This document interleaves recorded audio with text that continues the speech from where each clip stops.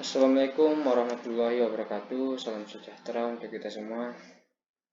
Yang saya hormati Bapak Iman, SH, MH, selaku dosen pengampu pada mata kuliah Hukum Perlindungan Saksi dan Korban.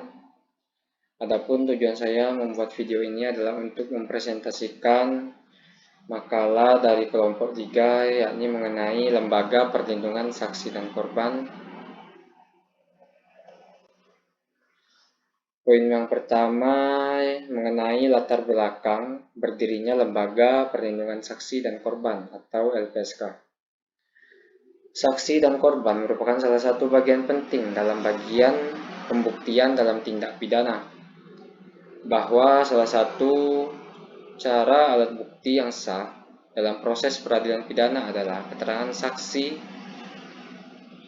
dan korban yang mendengar, melihat, atau mengalami sendiri suatu terjadinya tindak pidana dalam upaya mencari dan menemukan kejelasan tentang tindak pidana yang dilakukan oleh pelaku tindak pidana. Sesuai bunyi Undang-Undang Nomor 13 Tahun 2006 tentang Perlindungan Saksi dan Korban.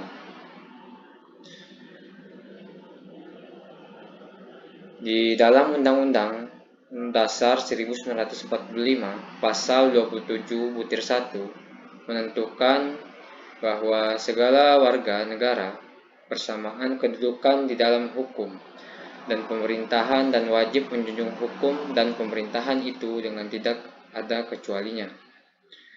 Lahirnya Undang-Undang Republik Indonesia Nomor 13 Tahun 2006 tentang Perlindungan Saksi dan Korban. Lahir pula Lembaga Perlindungan Saksi dan Korban atau disingkat dengan LPSK, yaitu lembaga yang bertugas dan berwenang untuk memberikan perlindungan dan hak-hak lain kepada saksi dan korban. Poin B. Dasar hukum berdirinya Lembaga Perlindungan Saksi dan Korban. LPSK dibentuk berdasarkan Undang-Undang Nomor 13 Tahun 2006 tentang Perlindungan Saksi dan Korban. Lahirnya Undang-Undang Perlindungan Saksi dan Korban yang memakan waktu yang cukup panjang ini ditujukan untuk memperjuangkan diakomodasinya hak-hak saksi dan korban dalam proses peradilan pidana. Berbeda dengan beberapa negara lain, inisiatif untuk membentuk Undang-Undang Perlindungan Saksi dan Korban bukan datang dari aparat hukum, polisi, jaksa, ataupun pengadilan yang selalu berinteraksi dengan saksi dan korban, melainkan justru datang dari kelompok masyarakat yang memiliki pandangan bahwa saksi dan korban sudah saatnya diberikan perlindungan dalam sistem peradilan pidana. Poin C. Tugas dan fungsi LPSK. Tugas dan fungsi LPSK diatur melalui beberapa bidang sendiri yang telah diatur dalam lembaga tersebut. Dari bidang LPSK tersebut, nantinya tugas biasanya dipetakan lebih jelas. Adapun sejumlah tugas dan fungsi yang ada di LPSK yakni sebagai berikut. 1. Merumuskan kebijakan di bidang perlindungan saksi dan korban. 2. Melaksanakan perlindungan terhadap saksi dan korban. Yang ketiga, melaksanakan pemberian kompensasi, restitusi, dan bantuan kepada saksi dan korban. Yang keempat, melaksanakan diseminisasi dan hubungan masyarakat. Yang kelima, melaksanakan kerjasama dengan instansi pendidikan dan pengembangan. Yang ketujuh, melaksanakan tugas lain yang berkaitan dengan perlindungan saksi dan korban. Poin D. Peran LPSK dalam penanganan korban. LPSK menjadi aktor penting yang merupakan bagian dari fungsi pemerintah untuk menciptakan terungkapnya kebenaran dan tegaknya keadilan bagi saksi dan korban.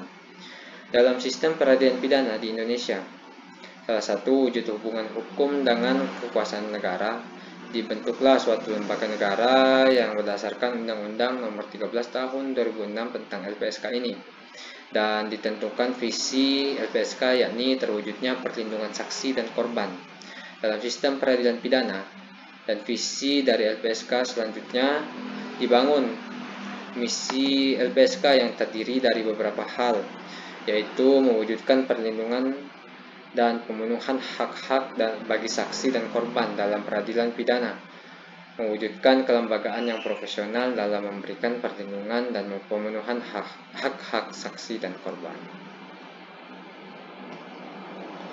Jenis-jenis penanganan korban dalam LPSK. Bentuk-bentuk perlindungan yang diberikan LPSK kepada saksi dan korban dapat dikategorikan sebagai berikut. 1.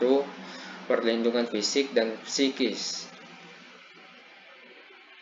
yakni pengamanan dan pengawalan, penempatan di rumah aman, mendapatkan identitas baru, bantuan medis dan pemberian kesaksian tanpa hadir langsung di pengadilan, bantuan rehabilitasi dan psikososial. Yang kedua, perlindungan hukum merupakan keringanan hukuman dan saksi dan korban serta pelapor tidak dapat dituntut secara hukum, yang mana diatur di pasal 10 Undang-Undang Nomor 13 Tahun 2006. Yang ketiga, pemenuhan hak prosedural saksi merupakan pendampingan, mendapat penerjemah, mendapat informasi mengenai pengembangan kasus, mengenai pergantian biaya transportasi, selanjutnya mendapat nasihat hukum, dan bantuan biaya hidup sementara sampai batas waktu perlindungan dan lain sebagainya, yang mana sesuai dengan ketentuan pasal 5 Undang-Undang Nomor 13 Tahun 2006. Poin F. Jenis dan bentuk layanan LPSK. Adapun jenis dan bentuk pelayanan lembaga perlindungan saksi dan korban, yakni sebagai berikut. Yang pertama, perlindungan fisik dan psikis.